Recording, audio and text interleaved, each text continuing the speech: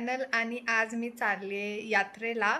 आमची यात्रा चालून खूप दिवस झाले पण मी गेले नाही कारण की आमचं कॉलेज होतं, व्याप होते, ह्या सगळ्या गोष्टी चालू होत्या त्यामुळे मला काही वेळ नाही भेटला। पण मी खास यात्रेत जायला आज आली आहे आणि म्हटलं जाऊन बघून तर यावं काय काय गोष्टी आहेत यात्रेमध्ये। मस्त पाण्यात वगैरे बसावं कारण की मागच्या वर्षी गेले होते पण मी कोणत्याही पाण्यात बसले नव्हते कारण खूप गर्दी होती। आय थिंक मला ते आज पण असेल पण आज मी नक्की बसणार आहे आणि व्हिडिओ तयार करणार आहे कारण की मला माहिती आहे खूप दिवस झालं व्हिडिओ येत नाही आहेत बिकॉज माझे युनिव्हर्सिटीचे एक्झाम चालू होत्या आणि नंतर काय काय गोष्टी चालू होत्या त्यामुळं वेळच नाही भेटला व्हिडिओ करायला। बट येस, हा व्हिडिओ आल्यानंतर अजून एक खूप छान व्हिडिओ येणार आहे, सो त्यासाठी तुम्ही वेट करा। तर चला मग यात्रेत जाऊया आपण।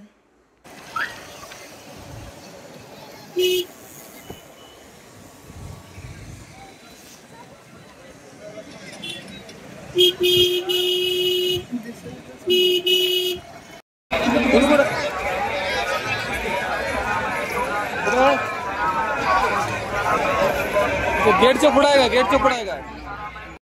तर मला वाटतं मी कोरोनानंतर पहिल्यांदा इतक्या यात्रेत म्हणजे आतमध्ये आले, नाही तर मी बाहेरूनच काय असेल ते खरेदी करून जात होते। पण ह्यावेळेस म्हटलं जाऊयात आपण आकाशी पाण्यात वगैरे बसूयात, थोडंसं एन्जॉय करूया। आणि आमची मम्मी आली नव्हती कारण की मम्मीला आमच्या धूळ वगैरे सहन होत नाही, आवाज सहन होत नाही त्यामुळं। तर पप्पा घेऊन आले होते, मी होतो, सत्यम होता, श्री, प्रणव, सगळे सत्यमचे फ्रेंड्स वगैरे होते। तर आम्ही सगळे मिळून गेलो होतो कारण की पप्पा मला एकटीला घेऊन गेले असते पण मला एकटीला म्हणजे असं पाण्यात वगैरे बसायला कसं तरी होत होतं, त्यामुळे म्हटलं सत्यमला तुझे फ्रेंड्स पण घे, आपण बसू मस्त। तर आम्ही सगळ्यात पहिल्यांदा आकाशी पाण्यात बसलो पण मला पहिल्यांदा भीती वाटली पण नंतर मी नॉर्मल झाले, मला इतकं काही वाटलं नाही। सो येस, आणि आम्ही लहान असताना इतकी मज्जा यायची कारण की आमच्या पप्पांचे सगळे फ्रेंड्स, त्यांची सगळी मुलं, आम्ही सगळे मिळून जायचो, मज्जा मस्ती, खाणं पिणं इकडं तिकडं। आत्ता आपण म्हणतो की हे चांगलं नाही, ज्यावेळी धूळ बसली असेल हे असेल, असं काहीही विचार नव्हतो करत, आम्ही काहीही खायचो।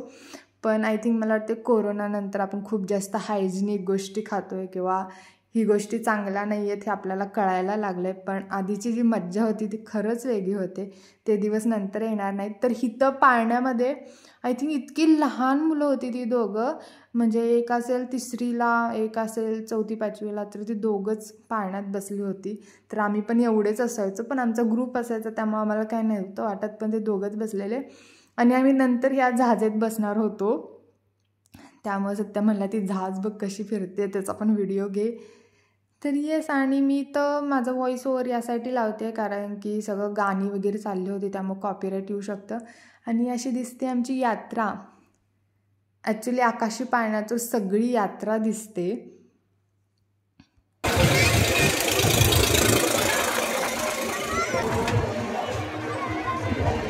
बरोबर कट करू।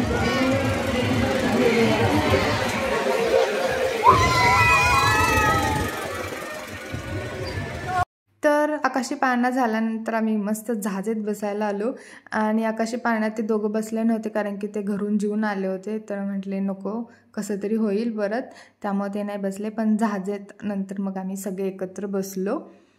तर मला सांगा की तुम्ही पण असं फील करता का जेव्हा तुम्ही भावांसोबत जाता तेव्हा ते तुम्हाला ॲज अ ब्रदर ट्रीट करतात किंवा एक मुलगा आहे असं ट्रीट करतात? कारण की जहाजात बसताना मी असं नॉर्मली असं केलं होतं की ठीक आहे आपण कुठेतरी मध्ये बसूया किंवा इकडे बसूया, ह्यांनी मला एकदम टॉपला म्हणजे वरून दुसरी पायरी जी आहे येल्लो कलरची, सो तिथं बसवलं आणि इतकी भीती वाटली। आणि थँक गॉड ते शेजारी अँगल होते, मी त्याला धरून बसले होते कारण की खरंच खूप भीती वाटली मला, जेवढी आकाशी पाळण्यात नाही वाटली तेवढी वाटली। आत्ता इतके हसरे चेहरे दिसत आहेत बट माझं वरडून वरडून घसा बसायची वेळ आली होती। आणि हा इतका वरती उभारला होता, आय डोंट नो तो कसा पकडून बसला होता, काय बसला होता। आणि ही दोन लहान मुलं जी आकाशी पाळण्यात होती ती परत इकडे पण आली होती आणि ती पण टॉपला बसली होती। खरंच त्यांच्या मम्मी पप्पांनी कसं सोडलं काय माहिती, आमच्या मम्मी पप्पा तर आम्हा दोघांना कधीच सोडायचे नाहीत, बट इट्स ओके। आणि त्याच्यानंतर आम्ही सगळी यात्रा वगैरे मस्त फिरलो आणि खूप धूळ होती, मास्क लावलेला पप्पांनी तर आमच्या, आणि यात्रा ही ऊसाच्या रसाशिवाय कंप्लीट नाही आहे. सो पप्पा म्हटले आपण ऊसाचा रस पिऊया आणि नंतर घरी जाऊयात. मला यात्रेचा व्हिडिओ कसा वाटला मला नक्की कमेंट्समध्ये सांगा. लाईक करा, शेअर करा, सबस्क्राईब करा. Bye bye.